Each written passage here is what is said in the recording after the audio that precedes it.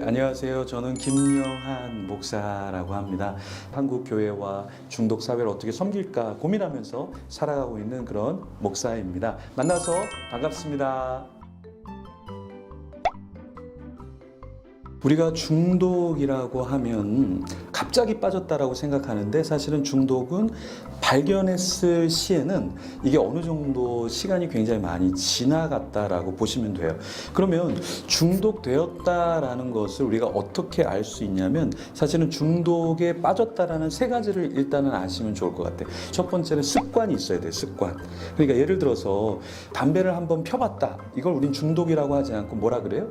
이건 담배를 피워봤다라는 경험이라고 얘기하잖아요. 근데 술을 어제도 마시고 오늘도 마시고 내일도 마시고 모레도 마시고 계속해서 마시면 그건 중독됐다라는 거예요.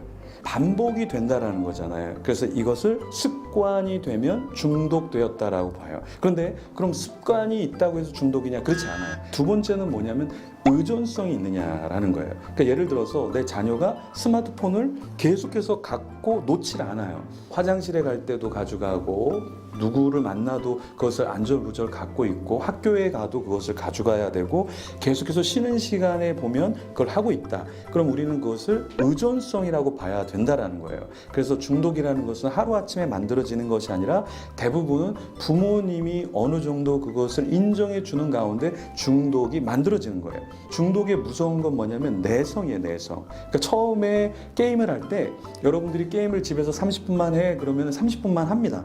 용서해주지 않는 아빠, 엄마를 알기 때문에 하나님은 용서를 해줘서 우리 엄마는 절대 용서해주지 않아. 그러니까 알기 때문에 집에서는 30분만 해요. 내성화가 일어난다는 건 1시간, 2시간, 3시간이 일어난다는 거거든요. 중독은. 그래서 PC방, 그 거룩한 PC방에 가서 자기가 받았던 헌금의 반을, 절반 이상을 거기다 쏟아 부으면서, 왜냐면 이게 내성화가 일어나기 때문에 그래요. 그래서 중독은 습관과 의존성, 거기에 내성화가 일어나면 중독이 일어나는 것이다. 이제 세 번째는 중독되었다는 건 금단현상이에요. 금단현상이라는 건 그걸 멈추면 화를 내요. 예를 들어서 게임하고 있는 친구에게 야, 너 게임해? 그러면 화를 막 낸단 말이에요. 그건 중독됐다라는 거예요. 그래서 우리가 중독이라는 것은 가정에서 부모의 허락하에서 내성화가 일어나면서 중독이 깊이 있게 들어간다라는 겁니다. 그래서 여러분들이 중독에 빠졌는가는 일단 세 가지. 첫 번째는 습관적으로 계속 반복하는가. 두 번째, 의존성이 있는가. 세 번째, 멈추지 못하는 금단 현상이 있는가. 그러면 이것이 중독되었다라는 거예요. 그러면 중독에 대한 해결 방안은 무엇이냐? 거꾸로 되짚으면 돼요.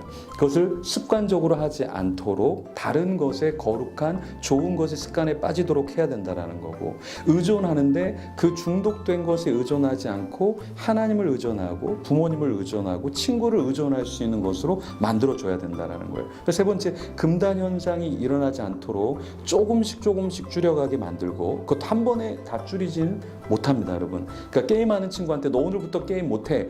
그럼 못하는 것 같지만 거룩한 PC방으로 다시 달려가십니다.